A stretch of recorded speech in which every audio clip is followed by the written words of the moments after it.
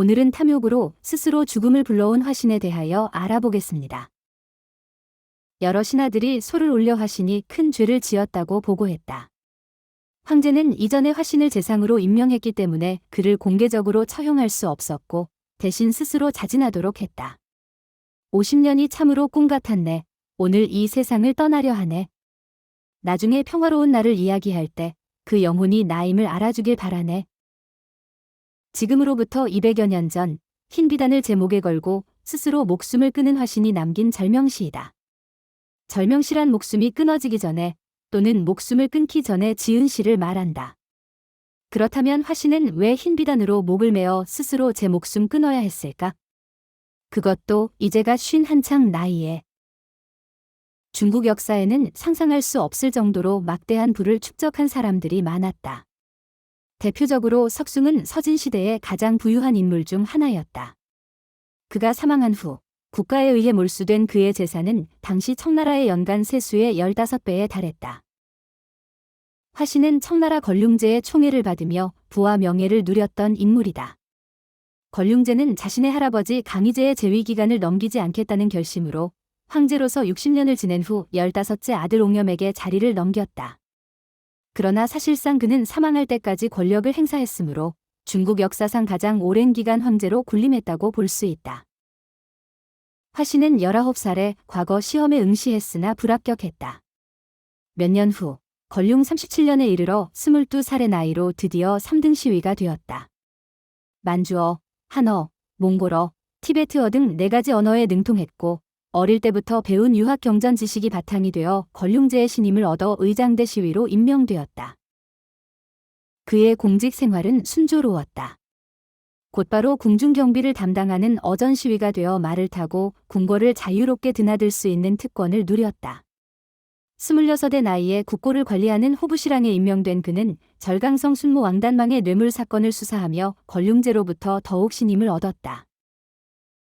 그러나 그가 벼슬길에서 지켰던 청렴함은 여기까지였다. 재물 앞에서는 청렴이란 쉽게 버릴 수 있는 낡은 신발에 불과했다. 인간의 본성을 통찰함으로써 어느 시대나 나라에서나 법은 탐욕으로 인한 범죄를 엄격히 규제해왔지만 끝을 알 수 없는 인간의 욕망은 결코 두려워하지 않았다. 권력에 있어서 두려울 것이 없었던 이는 이미 36살에 6부의 상서직을 역임했으며 그를 아끼던 걸륭제는 겨우 6살 된 고륜화효 공주를 그의 장남에게 시집 보내기로 약속함으로써 이미 하늘을 찌를 듯한 권력의 날개를 달아주었다. 39살이 되던 해 화신은 걸륭제의 10번째 딸을 며느리로 맞이했다. 권력의 정점에 도달하면 자제력은 종종 사라지기 마련이다. 이러한 지점에서 욕망을 절제할 줄 아는 이들에게 역사는 때때로 다시 살아나 영광을 부여하지만 이는 언제나 일어나는 것은 아니다. 이익을 추구하며 아무런 거리낌 없이 행동하는 것을 혈안이 되었다고 표현한다. 눈에 핏발이 선 듯한 모습, 그것이 바로 화신의 모습이었다. 뇌물을 받으며 자신의 이익을 추구하는 사람들은 언제나 존재했다. 그러나 그것만이 아니었다. 지방에서 황제에게 바치는 공납품도 자신의 손을 거치게 함으로써 귀한 물건들을 두려움 없이 자신의 것으로 만들었다. 그러나 어느 정도 부끄러움은 가슴 깊은 곳에 남아 있었던 것 같다. 조용한 밤이면 약간의 두려움이 가슴을 조여왔던 것 같다. 아마도 예기치 못한 탄핵을 방지하기 위해 조정 대신들을 자신의 편으로 만드는데 힘을 쏟았던 것을 보면 양심의 한 부분은 존재했던 것 같다. 하지만 그것이 전부였다. 만약 그 양심을 하늘과 소통하는 길로 삼아 더욱 깊게 성찰했다면 유일한 제 목숨을 완전히 보호하며 장수를 누릴 수 있었을 것이다.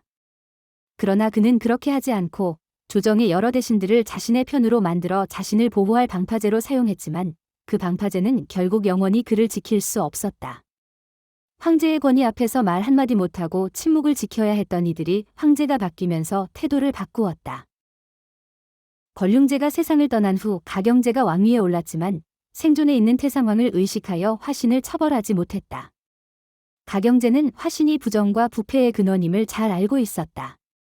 화신이 49살이 되던 해에 걸륭제가 병으로 사망하자 가경제는 화신을 체포하고 그의 죄를 조사하기 시작했다.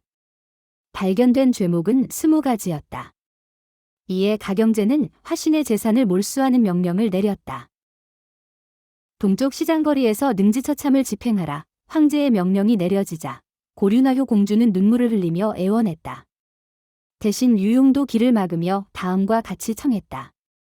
화신이 저지른 죄는 매우 중대하지만 고인이 된 황제께서 아껴하신 대신이었습니다. 그러니 옥중에서 스스로 목숨을 끊을 수 있도록 명령을 수정해 주시기 바랍니다. 결국 황제는 화신에게 자택에서 스스로 목숨을 끊으라는 명령을 수정하여 내렸다. 황제로부터 받은 흰 비단을 본 화신은 즉시 그 의미를 파악했다. 앞서 언급된 칠원절구는 바로 화신이 그때 읊은 절명시였다. 화신의 장남은 걸륭제의 10번째 공주와 결혼했기 때문에 연저제로 인한 처형을 피할 수 있었다. 가경제는 화신이 세상을 떠난 다음 날 조정의 안정을 위해 조서를 발표하여 백관들이 연저되는 것을 방지했다. 화신이 남긴 유언시를 살펴보면 그는 자신의 잘못을 인정하지 않은 것 같다. 태평성대가 오면 자신을 기리게 될 것이라는 믿음이 어디서 온 것일까?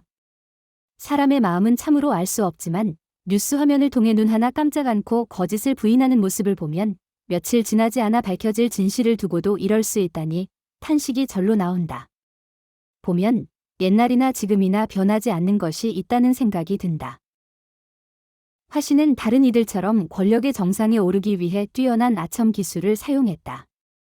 황태후가 세상을 떠났을 때 그는 단지 위로의 말을 건네는 것에 그치지 않고 걸륭제의 곁을 지키며 며칠 동안 음식도 섭취하지 않고 물도 마시지 않으며 통곡하고 눈물을 흘렸다.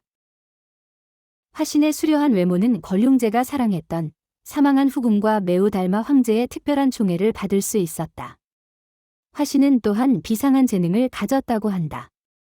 어느 날 걸륭제가 맹자에 주석된 부분을 어두운 날씨 때문에 제대로 읽지 못하자 화신은 즉시 불을 켜고 그 자리에서 전부 암송했다. 이로 인해 황제의 신임을 완전히 얻을 수 있었다. 청나라 조정에서 만주족이 세운 정부에는 한족 출신 관리들이 많았다. 재물이 그의 지혜를 가린 것일까? 아니면 권력이 그의 미래를 망친 것일까? 가능성은 둘 다 있을 수 있다. 결국 인간은 탐욕으로 인해 죽음을 눈앞에 두고도 두려움 없이 불길 속으로 뛰어드는 나방과 같아진다. 지금까지 청나라 간신 중의 간신이자 탐욕으로 스스로 죽음을 불러들이 화신에 대하여 알아보았습니다. 감사합니다. 구독과 좋아요 부탁드립니다.